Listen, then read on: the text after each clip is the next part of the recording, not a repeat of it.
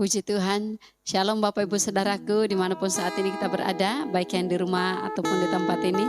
Mari kita sama-sama membuka hati kita akan memulaikan ibadah kita hari ini.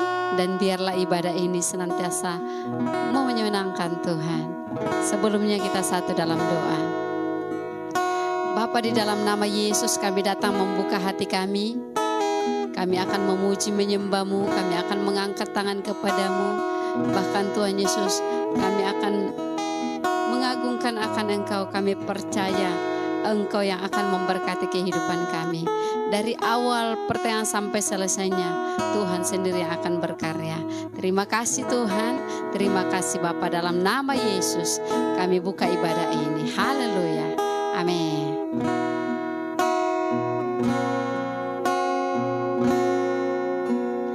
Besar dan ajaiblah karyamu,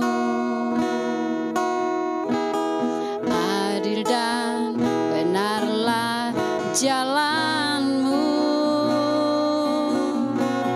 Raja segala bangsa yang maha kuasa, mulia namamu.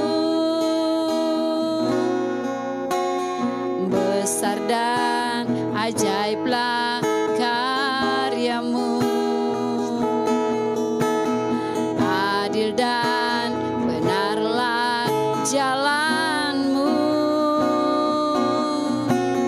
Raja segala bangsa yang maha kuasa, mulia namamu.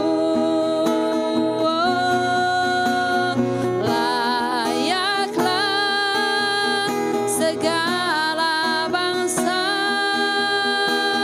sujud kepadamu,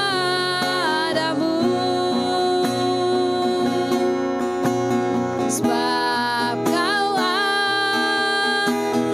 yang kudus, layak disembah. Layaklah segala bangsa sujud kepadamu,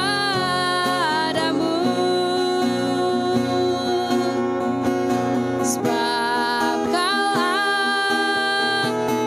yang kudus, layak disembah.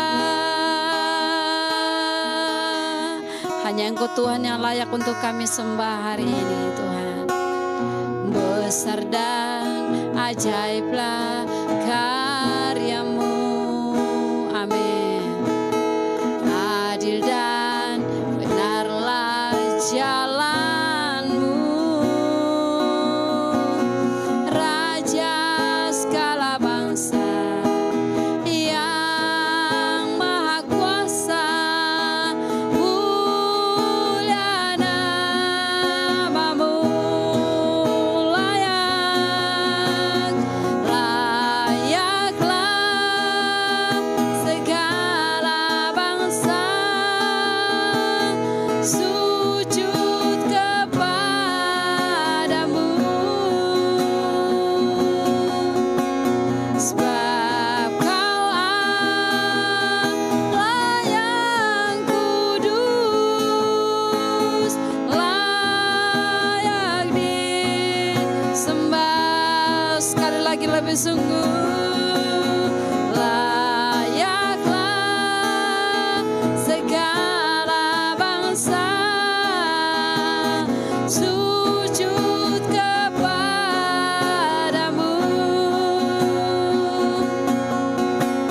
sebab Kaulah yang kudus, layak disembah.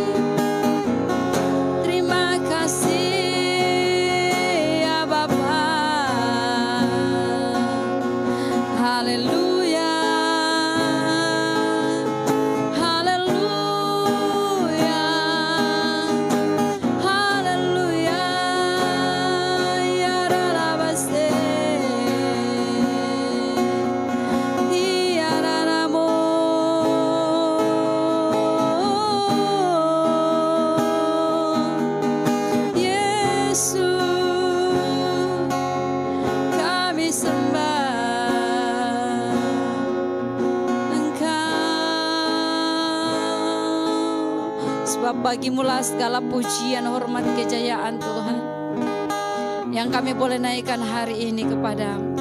Haleluya. Bagi Dia segala pujian, hormat serta syukur kekal selamanya. Bagi Dia segala pujian, hormat serta syukur selama-lamanya.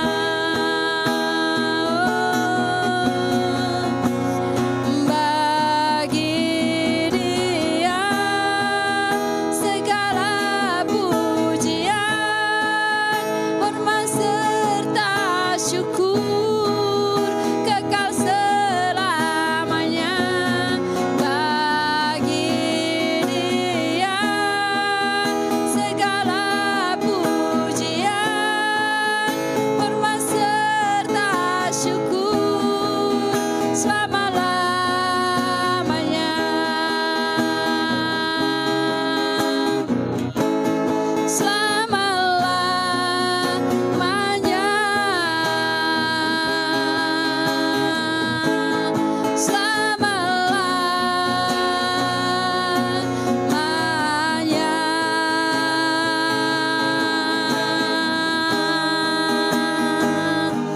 Haleluya. Yesus Tuhan. Oh, ku nyanyi Hosana bagi Allahku yang duduk di tahta. Aku muliakan dan ku agungkan, Kau layak disembah.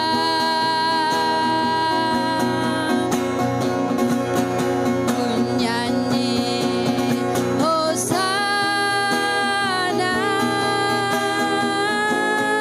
bagi Rajaku yang duduk di tahta.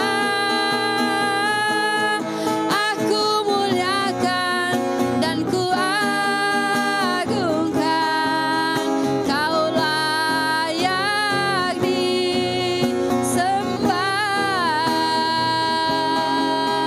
Kau layak disembah. Haleluya. Kau layak disembah.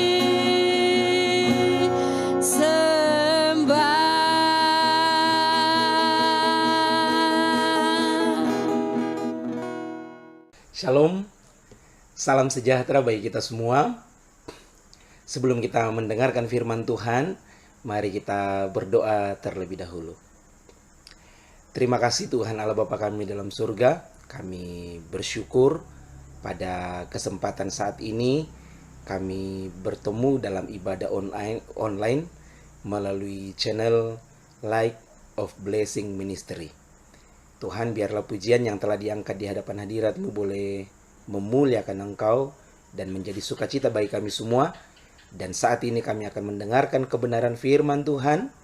Kiranya firman-Mu meneguhkan, menguatkan, dan menjadi pelita dalam kehidupan kami. Dalam nama Tuhan Yesus. Amin. Baik, Bapak Ibu Saudara terkasih dalam Tuhan, kita bersyukur kita berjumpa dalam ibadah online saat ini melalui channel Light of Blessing Ministry. Saya mengucapkan terima kasih atas kesempatan yang diberikan kepada saya untuk kita share kebenaran firman Tuhan pada saat ini. Kebenaran firman Tuhan saya ambil dari Kejadian pasal yang ke-26 ayat 1 sampai 3 dan lompat ke ayat 12 dan 13. Saya akan bacakan bagi kita semua. Bunyi firman Tuhan. Maka timbullah kelaparan di negeri itu. Ini bukan kelaparan yang pertama yang telah terjadi dalam zaman Abraham. Sebab itu Ishak pergi ke Gerar kepada Abimelek, raja orang Filistin. Lalu Tuhan menampakkan diri kepadanya serta berfirman, "Janganlah pergi ke Mesir, diamlah di negeri yang akan kukatakan kepadamu. Tinggallah di negeri ini sebagai orang asing, maka aku akan menyertai engkau dan memberkati engkau.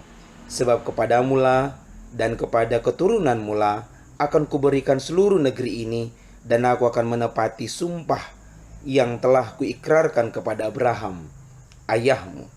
Ayat yang ke-12 dan 13. Maka menaburlah Ishak di tanah itu, dan dalam tahun itu juga ia mendapat hasil 100 kali lipat, sebab ia diberkati Tuhan. Dan orang itu menjadi kaya, bahkan kian lama kian kaya, sehingga menjadi sangat kaya. Amin, firman Tuhan. Bapak Ibu Saudara terkasih dalam Tuhan, saya ingin memberikan judul tema renungan kita pada sesi yang kedua dari ibadah ini, yaitu menang menghadapi tantangan zaman. Sekali lagi, menang menghadapi tantangan zaman. Bapak Ibu Saudara terkasih dalam Tuhan, kita sudah berada di bulan ketiga di tahun 2022. Dan saudara melihat akhir-akhir ini tantangan bukannya makin berkurang, tetapi tantangan semakin banyak. Saya melihat ada beberapa tantangan. Yang pertama yaitu tantangan ekonomi yang semakin tidak menentu. Negara kita salah satu negara yang kaya akan minyak sawit, tetapi aneh akhir-akhir ini bahkan orang untuk mencari minyak goreng pun sangat langka, Bapak Ibu Saudara ya. Dan kemudian katanya akibat perang Rusia dan Ukraina itu mengakibatkan harga gas akan naik. Wah, ibu-ibu rumah tangga akan mungkin bertambah pengeluarannya. Bukan hanya minyak yang susah dicari, tapi harga gas akan naik.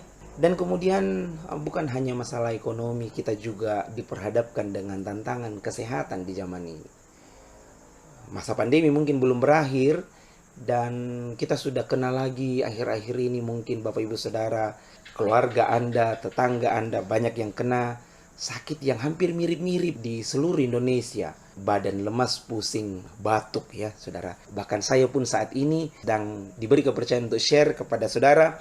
Saya juga sedang batuk. Saya berdoa semoga batuk saya tidak mengganggu dalam share kebenaran firman Tuhan saat ini. Bapak Ibu Saudara, ya, ekonomi dan kesehatan suatu tantangan yang besar bagi kita di saat-saat sekarang ini. Dan juga satu lagi, saya tinggal di daerah yang dimana masyarakatnya mayoritas adalah petani, saudara, dan saya melihat banyak di antara masyarakat di sekitar kami atau jemaat yang kami layani itu, mereka mengeluh dengan harga pupuk yang harganya naik, yang sangat signifikan kenaikannya.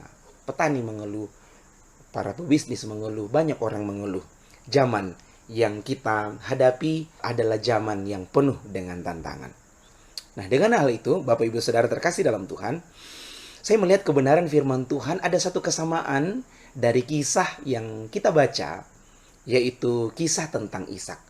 Ada suatu masa, Ishak hidup dicatat di ayat yang pertama dari ayat yang kita baca tadi, maka timbullah kelaparan di negeri itu. Ini bukan kelaparan yang pertama yang telah terjadi dalam zaman Abraham.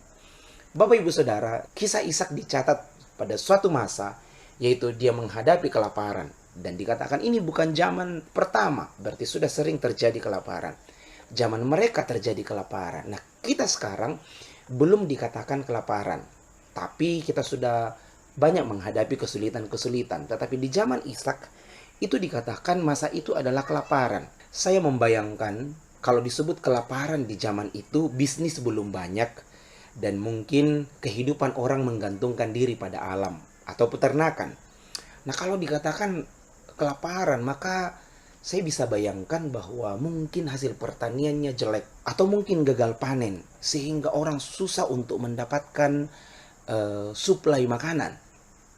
Bapak Ibu Saudara terkasih dalam Tuhan, tentunya ini bukanlah suasana yang mudah bagi Ishak. Dicatat bahwa ketika menghadapi itu, di dalam ayat yang kedua, Ishak hendak pergi dan ingin mencari peruntungan di tempat lain.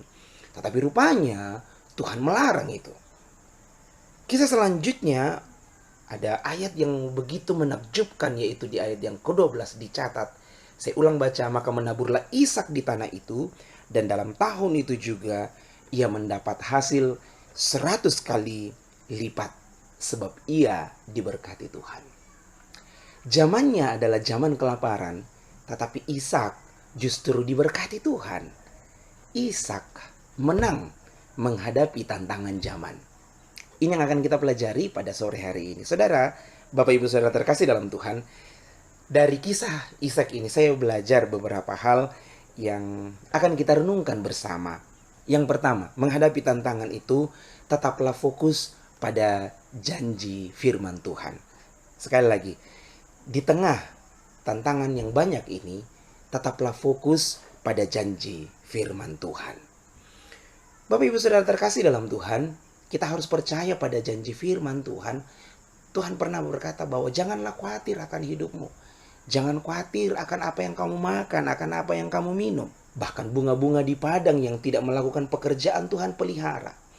Nah saudara, Anda dan saya perlu ketika tantangan menerpa kehidupan kita, zaman ada di sekitar kita, zaman tantangan yang ada di sekitar kita, kita perlu kembali juga melihat pada janji firman bahwa Tuhan akan memelihara hidup kita. Nah ketika Ishak menghadapi tantangan itu, Ishak juga sempat sebenarnya ingin menghindar, dan dia ingin pergi mencoba peruntungan di tempat lain. Di ayat yang kedua, lalu Tuhan menampakkan diri kepadanya serta berfirman, janganlah pergi ke Mesir. Saudara, Ishak hendak pergi, tetapi Tuhan melarangnya untuk tidak pergi. Dan yang unik dari kisah ini adalah Ishak tunduk pada kebenaran Tuhan. Ishak tunduk pada firman Tuhan. Sekalipun mungkin secara logika dia menghadapi masa yang berat, musim kelaparan, perekonomian sulit, tetapi Tuhan larang dia untuk pergi. Bapak Ibu Saudara terkasih dalam Tuhan, Ishak lebih fokus tunduk pada firman Tuhan. Anda dan saya ketika kita diperhadapkan pada tantangan, kadang mungkin mulai timbul logika kita. Ketika mungkin banyak orang pengusaha mungkin menghadapi tantangan yang berat di masa-masa sekarang ini, banyak orang mulai menghalalkan segala cara. Kisah yang viral yang kita nonton, ada seorang crazy rich yang begitu kaya raya, tetapi rupanya setelah diselidiki, yang akhir-akhir ini mungkin saudara lihat beritanya, rupanya kekayaannya hasil dari penipuan, dan dia sudah ditangkap dan katanya hendak dimiskinkan. Ada banyak orang menghadapi tantangan zaman dan dia mau menghalalkan segala cara untuk mendapat berkat, tetapi rupanya bukan itu yang perlu kita contohi. Seperti kasus yang saya cerita barusan, bahwa ada orang yang sampai dikatakan crazy rich, begitu kayanya, tetapi setelah diselidiki hasilnya dari penipuan. Saudara, tetaplah fokus pada janji Tuhan. Janji Tuhan mengatakan jangan khawatir akan kehidupanmu. Tuhan akan memelihara Anda dan saya di tengah-tengah tantangan zaman saat ini, di tengah-tengah kesulitan zaman saat ini. Percayalah, Tuhan akan memelihara kehidupan Anda dan saya. Kemudian, Bapak Ibu Saudara terkasih dalam Tuhan, yang kedua yang saya pelajari dari kisah ini, yaitu kalau kita sudah tetap percaya pada janji Tuhan, yang kedua adalah mintalah hikmat Allah. Yang kedua, mintalah hikmat Allah. Nah, dicatat tadi bahwa ketika Ishak itu sudah mengikuti firman Tuhan dan dia tidak pergi meninggalkan daerah itu, dia tidak menghindar, maka yang Ishak lakukan adalah menabur. Dia justru menabur. Nah saudara, sedikit saya cerita bahwa kami tinggal di daerah yang mayoritas penduduknya adalah petani, dan saya banyak share atau melihat kesulitan orang ketika mereka pada musim menanam. Mereka harus melihat cuaca, mereka harus melihat bagaimana keadaan tanah. Nah, kalau dicatat di zaman Ishak itu adalah musim kelaparan, maka yang dilakukan Ishak menabur saat itu bukanlah pekerjaan yang mudah. Tentunya Alkitab tidak mencatat semuanya secara detail, tetapi saya percaya bahwa Ishak meminta hikmat Allah sampai dia berani menabur. Dia berani menabur benih. Pasti resikonya benih yang ditabur itu akan mati. Pasti resikonya bahwa mungkin hasilnya tidak akan baik, atau bahkan mungkin orang akan mengejek Ishak bahwa ini bukan musim yang tepat untuk menanam. Tetapi Ishak Justru dia menabur. Bapak Ibu Saudara terkasih dalam Tuhan. Ishak menabur benih. Banyak hal dipertaruhkan. Tenaganya atau idenya. Apakah benar ini ide yang baik? Tapi Bapak Ibu Saudara, saya percaya Ishak meminta hikmat Allah sampai dia berani untuk melakukan hal ini. Nah, saya mengutip ayat dari Amsal pasal yang ketiga, ayat 13 sampai ayat yang ke-14. Bunyi firman Tuhan, berbahagialah orang yang mendapatkan hikmat, orang yang memperoleh kepandaian, karena keuntungannya melebihi keuntungan perak dan hasilnya melebihi emas. Saudara, pasti Ishak meminta hikmat Tuhan sampai dia pergi menabur di musim kelaparan itu. Sehingga ketika Ishak melakukannya dan bergantung pada Allah, dia sudah menyerahkan kekhawatirannya pada Allah sebelumnya, dan dia berani bertindak. Dan dicatat bahwa rupanya benih yang ditanam, dia memperoleh hasil 100 kali lipat. Bapak Ibu Saudara terkasih dalam Tuhan, tidak mudah tentunya untuk Ishak melakukan pekerjaan ini. Tetapi puji Tuhan, diawali dari tindakan yang pertama tadi, yaitu dia mengutamakan firman Allah. Dia mengutamakan tunduk kepada ketetapan Allah, tidak menghalalkan segala cara. Dia tidak membangkang untuk pergi, dia tunduk pada Allah. Dan kemudian dia meminta hikmat dan dia bekerja di masa yang mungkin bagi orang itu tidak mungkin untuk bekerja. Hasilnya, dia mendapat hasil yang sangat baik, Bapak Ibu Saudara terkasih dalam Tuhan. Luar biasa. Mari, Bapak Ibu Saudara terkasih dalam Tuhan. Dua hal yang kita renungkan ini yaitu mengutamakan firman Allah, dan yang kedua minta hikmat Allah. Biarlah kedua hal ini bisa kita mampu lakukan dalam kehidupan kita. Kemudian yang terakhir yang saya ingin bagikan kepada kita dari kisah ini, yaitu yang terakhir bahwa kita harus berani menghadapi tantangan. Kita harus berani menghadapi tantangan. Banyak orang ketika diperhadapkan dengan tantangan cepat mengeluh. Banyak orang tiba-tiba baperan dan kemudian mengatakan ini terlalu sulit atau tidak mampu lagi dijalani. Atau mungkin ada orang yang menyalahkan keadaan. Ada juga orang yang menyalahkan Tuhan ketika tantangan di hadapannya semakin berat. Ada mungkin orang menyalahkan orang lain.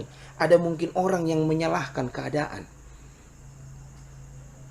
Bapak Ibu Saudara terkasih dalam Tuhan. Tetapi dari kisah Ishak, ketika Ishak hendak pergi menghindar, dia yang kedua Tuhan bilang jangan pergi. Ishak disuruh untuk menghadapi tantangan itu. Anda dan saya, Tuhan ingin didik kita bukan menjadi orang yang cengeng, bukan menjadi orang yang cepat mengalah pada keadaan. Kalau kita sudah diberikan iman, ketika tantangan datang, kita harus menghadapinya bersama dengan Tuhan. Bapak Ibu Saudara terkasih dalam Tuhan, jangan sedikit-sedikit menyalahkan Tuhan, jangan sedikit-sedikit menyalahkan orang lain, jangan sedikit-sedikit kecewa sama Tuhan. Jangan. Ishak itu ketika dia menghadapi tantangan yang berat, bahkan sampai dikatakan kelaparan, dan dia mencoba mencari ide yang lain, tetapi Tuhan larang, jangan pergi, jangan tinggalkan. Artinya apa? Anda dan saya harus menghadapi tantangan itu. Hadapilah, jangan lari. Bapak Ibu Saudara terkasih dalam Tuhan, kalau kita menghadapi tantangan, di sanalah bukti iman kita. Saudara, iman kita tidak terbukti tanpa ada tantangan. Iman kita tidak diuji jika kita tidak diperhadapkan dengan tantangan. Contoh gini, jika Anda berdoa untuk menjadi orang sabar, maka logikanya bagaimana menguji kesabaran itu, Anda harus diperhadapkan dengan masalah sampai kesabaran Anda hilang. Ya gitu saudara ya.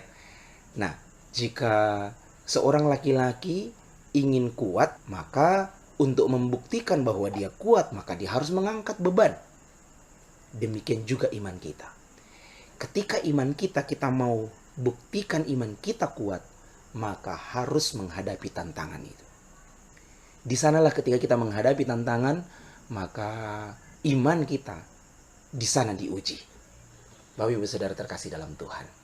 Oleh sebab itu, kalau kita sudah berani menghadapi tantangan, kita lakukan dua hal tadi. Utamakanlah firman Allah, dan yang kedua minta hikmat Allah. Maka yakin dan pasti, di tengah keadaan zaman yang rumit ini, Anda bisa menjadi keluar sebagai pemenang. Mari kita imani seperti Ishak, Dia menabur di masa kelaparan, tetapi Tuhan memberkatinya 100 kali lipat. Izinkan saya mengulanginya, membaca di ayat yang ke-12 dan ayat 13. Maka menaburlah Ishak di tanah itu, dan dalam tahun itu juga ia mendapat hasil 100 kali lipat, sebab ia diberkati Tuhan. Dan orang itu menjadi kaya, bahkan kian lama kian kaya, sehingga ia menjadi sangat kaya. Ishak tampil menjadi pemenang menghadapi tantangan zaman di masanya. Anda dan saya perlu menjadi Ishak-Ishak di saat-saat ini. Menang menghadapi tantangan zaman. Sekali lagi, menang menghadapi tantangan zaman. Dalam keadaan apapun, jangan takut hadapi. Tuhan beserta dengan kita.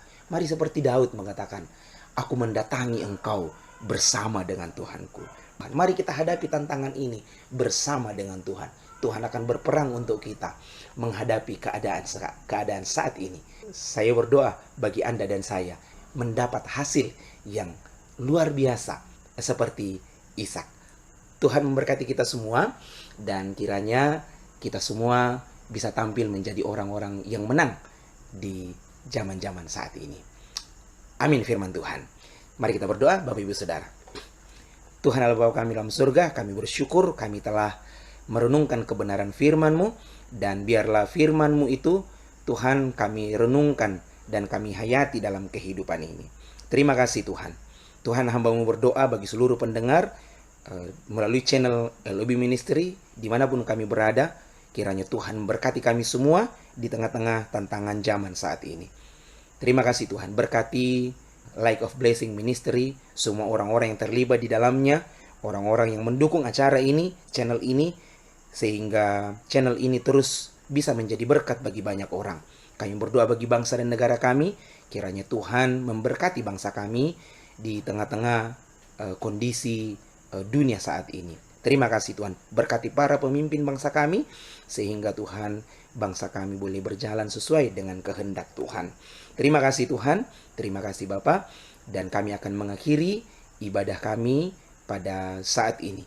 Hamba memohonkan berkat bagi kami semua. Saudara, mari kita terima berkat Allah. Tuhan memberkati engkau dan melindungi engkau. Tuhan menghadapkan wajahnya kepadamu dan memberi engkau kasih karunia. Tuhan menyinari engkau dengan berkat-berkat yang melimpah. Diberkatilah engkau dalam kehidupanmu, diberkatilah engkau dalam segala sesuatu, diberkatilah engkau dalam ibadah ini. Dalam nama Bapa, Anak, dan Roh Kudus, terima berkat ini. Haleluya. Amin. Selamat sore, Tuhan Yesus memberkati.